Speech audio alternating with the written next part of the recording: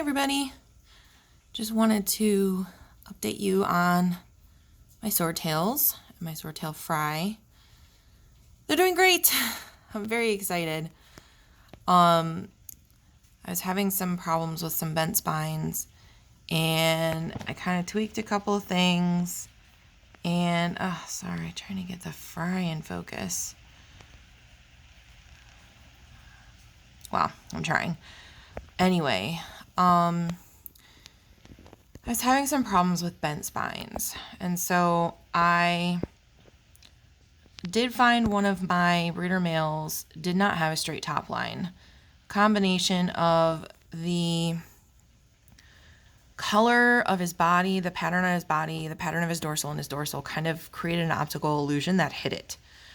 So I pulled him, and then I made some changes to their feeding as well. What I noticed is they were having they looked kind of bloated too. And then along with that bloating, their spines would start becoming bent at about 2 weeks of age. So what I did was I pulled that male, so he was not breeding anymore, and I changed over to feeding them in the breeder box. The first 2 weeks, they're getting micron food. It's a really small particle size. And I'm not seeing any of the abdominal bloating that I was noticing before. So I think some of it might have also been tied to overeating and eating food particle size that was just a little too big for them. But I can't be totally sure of that. I would lean more towards genetic. So I'm really, really happy. And I've got lots of fry right now, and I've got a whole nother batch in the breeder box. And they're doing really well. I've got a batch that's definitely hit the 2 week mark and has not gone bent. I've got a batch that's about a week old.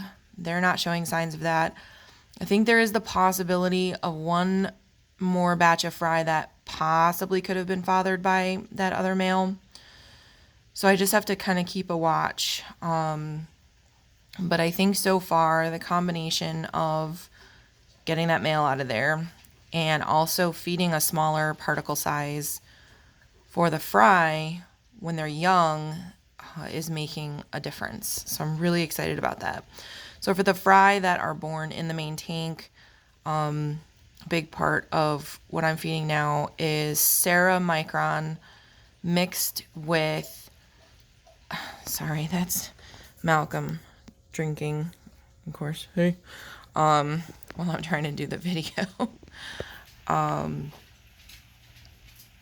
But I am feeding a mixture of micron with a little bit of the freeze-dried Cyclops mixed in with it, because that also is such a really small particle size.